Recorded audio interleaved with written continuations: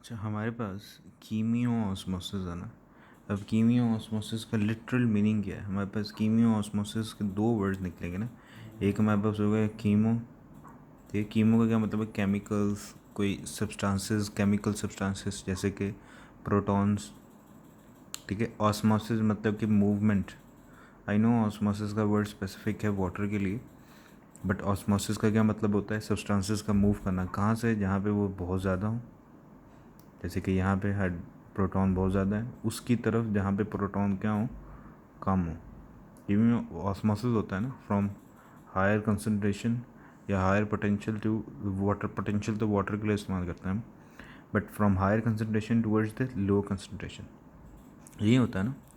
तो chemiosmosis हमारे पास मूवमेंट ऑफ, अगर एनर्जी एटीपी में बात की जाए, movement of protons from higher concentration towards the low concentration.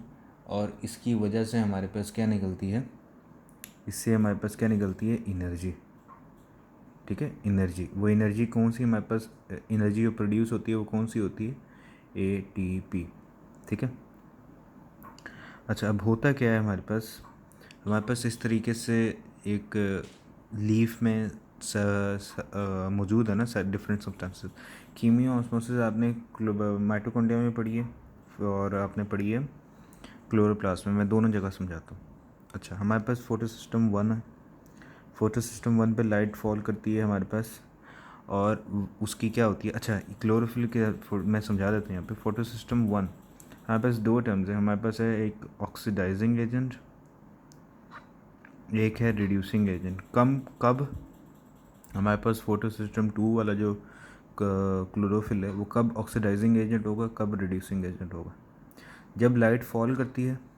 ठीक है, लाइट फॉल करती है, इलेक्ट्रॉन क्या होते हैं? निकलते हैं यहाँ से। मतलब वो क्या होती है? ऑक्सीडाइजेशन। ऑक्सीडाइजेशन का क्या मतलब हुआ? हमारे पास वो एक्ट कर रहा है रिड्यूसिंग एजेंट के तौर पे। तो लाइट फॉल करने से पहले या before the ejection of electron, के इलेक्ट्रॉन जैसे जब लाइट फॉल करती है और उससे पहले हमारे पास क्लोरोफिल क्या होता है? हमारे पास रिड्यूसिंग एजेंट के तौर पे होता है। जैसे ही लाइट फॉल कर जाती है, इलेक्ट्रॉन निकल जाता है। इलेक्ट्रॉन निकल के हमारे पास प्राइमरी इलेक्ट्रॉन रिसेप्टर के पास चला जाता है। तब हमारे पास फोटो सिस्टम वन में फोटोलाइसिस होती है। ठीक है, लाइट की मौजूदगी में वाटर निकल टूटता है और उसके इलेक्ट्रॉन क्लोरोफिल ले लेता है।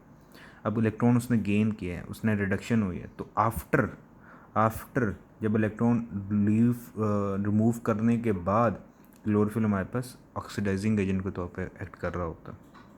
ठीक है। अब फोटो सिस्टम वन टू पहले क्यों है, टू बाद में क्यों है, ये बाद में है।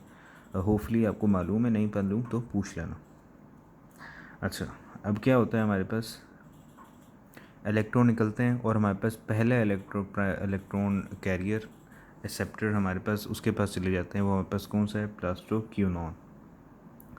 प्लास्टोक्यूनॉन हमारे पास जो साइटोक्रोम कॉम्प्लेक्स है वो यहाँ पे कौन सा है? B6F। ठीक है, B6F। इसके पास कौन सा है हमारे पास? इसके पास आयरन है।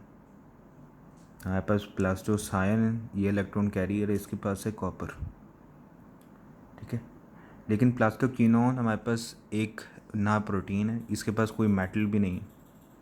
ठीक है, तो ये किस तरीके से इलेक्ट्रॉन को कैरी कर रहा होता है? मैंने आपको कहा था ये इलेक्ट्रॉन को किस तरीके से कैरी कर रहा होता है। ये दो इलेक्ट्रॉन, ये हमारे पास स्ट्रोमा है ना, दो इलेक्ट्रॉन स्ट्रोमा, दो प्रोटॉन स्ट्रोमा से लेता है। ठीक है, और दो इलेक्ट्रॉन यहाँ से जो आ रहे होते हैं उसको ले लेता है। दो पॉजिटिव चार्जेस हो गए, दो नेगेटिव चार्जेस कैंसिल आउट।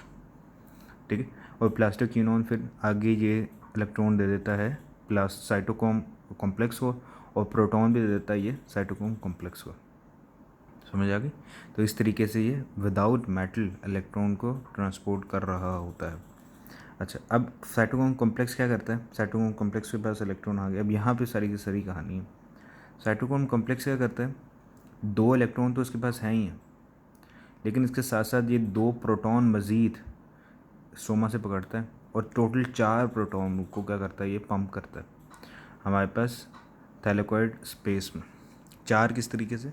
दो जो उसको प्लास्टोक्यूनॉन ने दिए थे और दो इसने खुद स्ट्रोमा से ले लिए, चार हो गए ना। चार प्रोटॉन को एक्टिवली पंप कर दिए। ठीक है।